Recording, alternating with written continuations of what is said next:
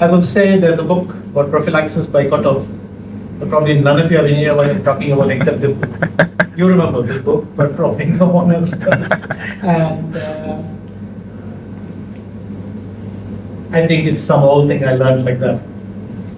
Yeah, but it is becoming more mainstream. I think as time goes on. No, yes.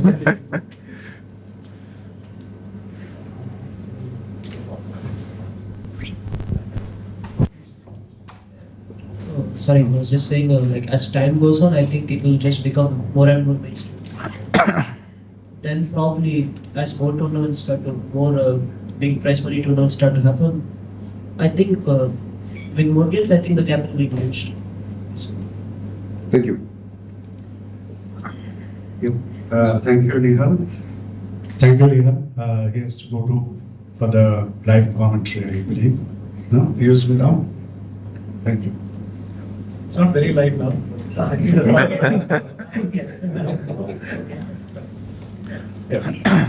So we have, don't need any introduction. We have Vishy Anand, representing here. So thank you, Anand, for being here. And before.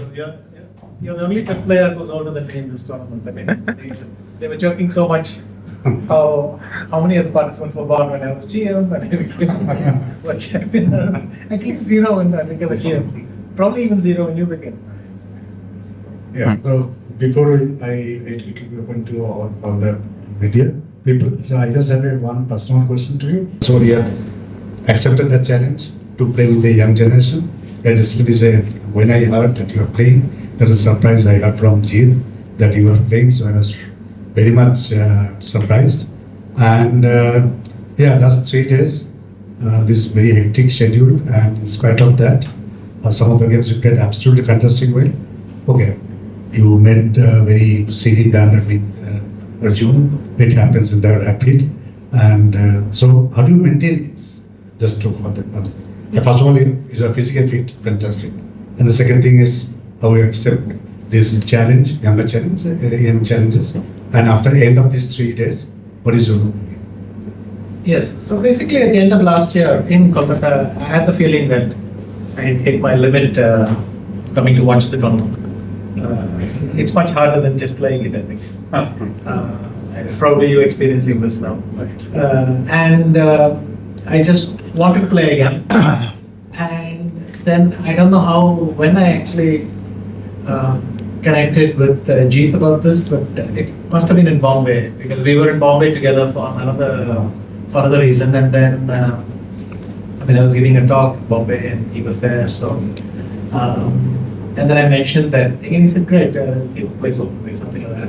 And we left the final decision later. But I pretty much knew that it's better to take the decision rather than keep on. And I tried to get ready. The nice thing is this year it worked out that I had I got this invitation from Jerusalem. Then I was going to play GCL, and then Kolkata. Kolkata would be the third in the series. And then you're warming up, and my biggest problem recently is that after 7-8 months of not playing chess, you forget that aspect. I sort of know when they're doing, I can do commentary, and it's not like the moves are going to be totally off. But it's another thing when you're playing. It's actually what am I going to do now? What opening am I going to enter? All these decisions you forget to take them after a long time. And so I'm glad that the build-up to it went very well, and then always a good start at the best. And the game against Wesley really was happy because it was a good game. He's a tough opponent, but there were many key decisions that I took there, and so I thought that was a good place to start. Yeah, and also nowadays you're very, very busy with your deputy president, media, and you've talked about. And I remember that your classical game in Kolkata way back in '92, right? Mm-hmm. That was a good dream. And after that you came many times, but okay. And again, played 7 years back, and this year also played. So on behalf of Kolkata, definitely we honor wow, on field extremely great that you get. So now I give it to the open to media. You can start. Sure. Anand, the fantastic performance here in Kolkata. I think some of the games, most of them is so nice in quality. One in particular, I have to say, Anish also tweeted about is the game against Marzin, where you played this move Rook A1, if I'm not mistaken, and he was very impressed with it and mentioned that even Indians took a lot of time to figure that one out. Maybe you can talk a bit about that game. So I saw that he's trying to make the b4 break, and my rooks are sort of tripping on each other. So I thought I need to disentangle a little bit. And I also wanted to play g4, h4, queen g4, and play h5 and have rook h1 available. I wanted to bring the second rook back, and so multiple things. I played rook a1 to stop b4 because I will get my a pass pawn, and then I can bring the other rook back. And in this position, you can afford to move around like this. I will say there's a book called Prophylaxis by Kotov, but probably none of you are in here what I'm talking about except the book. You remember this book, but probably no one else does. And I think it's some old thing I learned like that.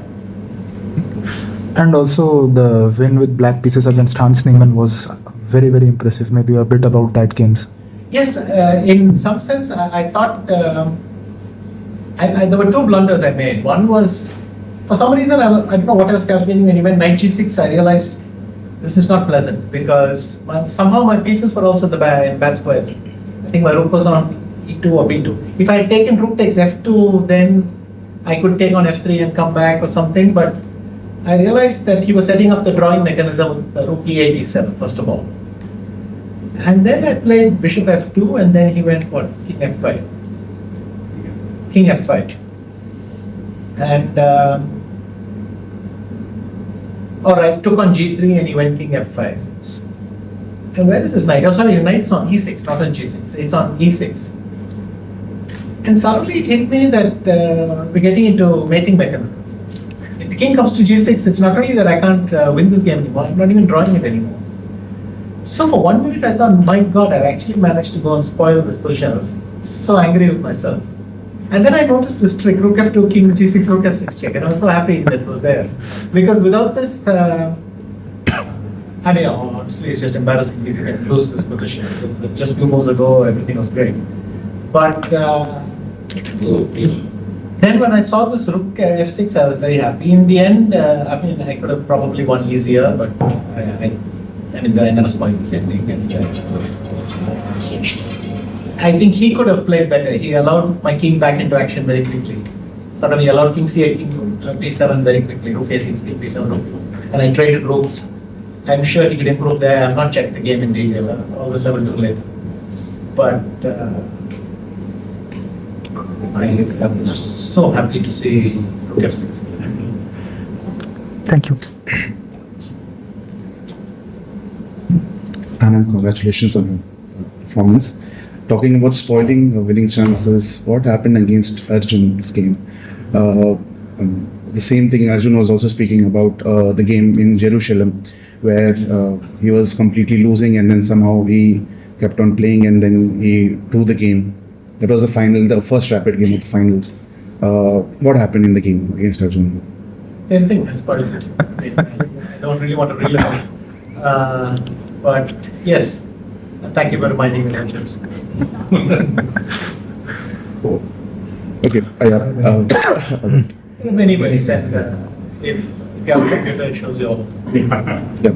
Also, as an organizer, what does it take to, compel you to play a tournament? Because again, Jerusalem, GCL, and then Tata Steel, we are now very lucky to see you play all these events. So, what does it take to you to play? And also, what sort of mental shift you make while preparing, as you've also mentioned about commentary, and then while also playing? What are the different things you do?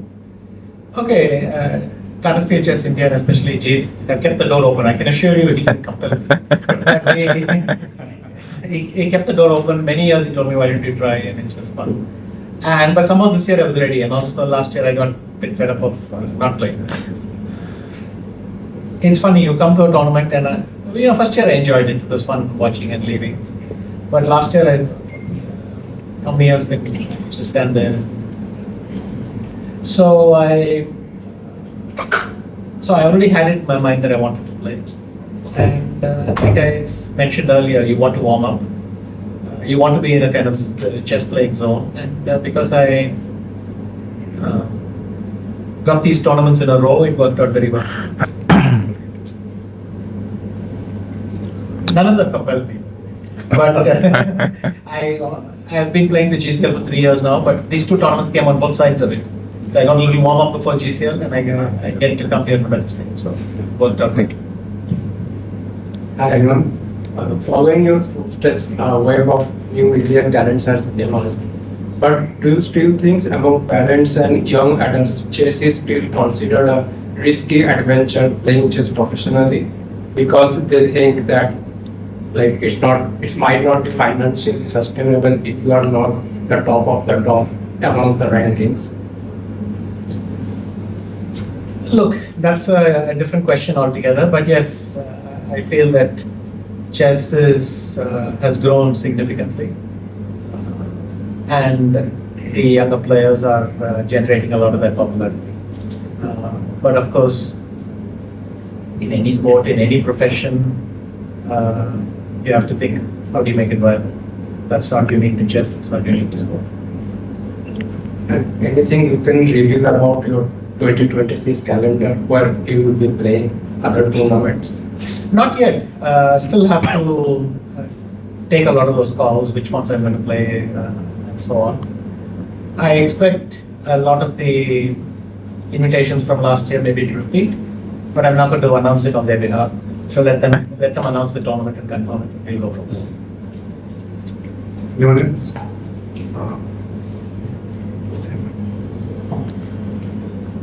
Anand, you have played another generation girlfriend as well, and now you are playing these new generations.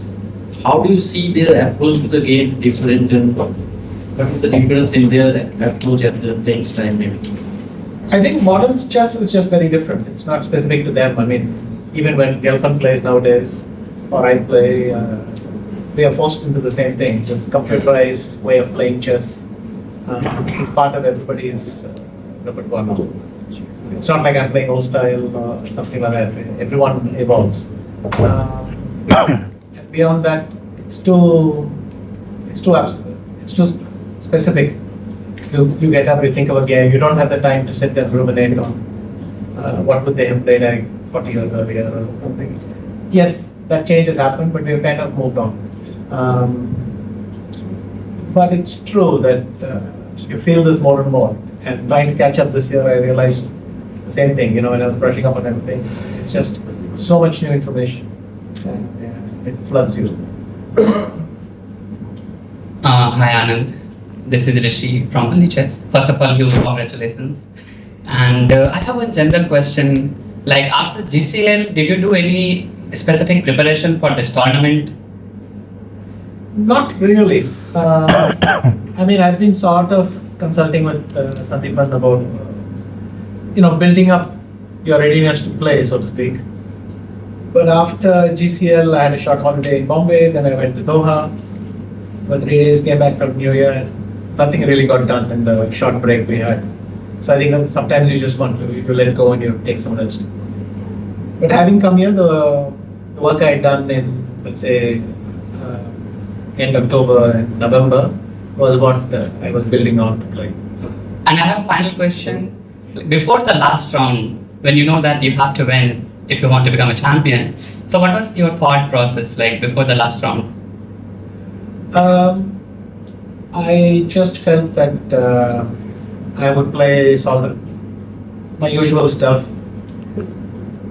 I could have done something incredibly risky, but then,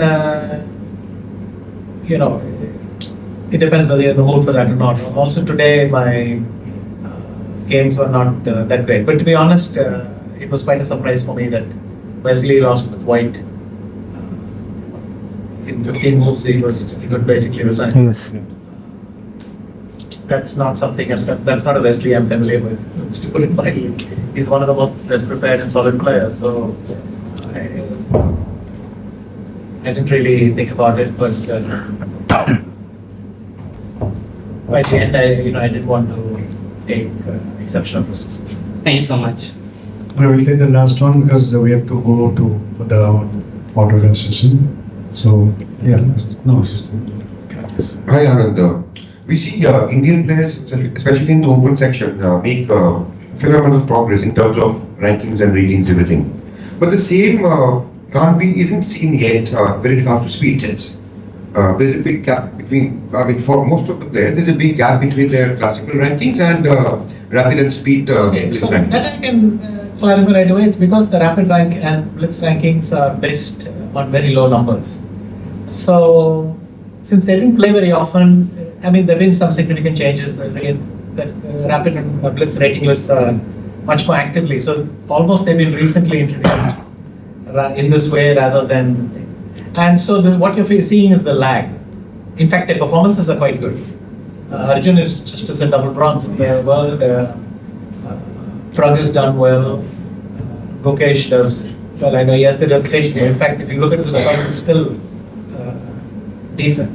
So what you see in the gap in the rankings is really the lag from before.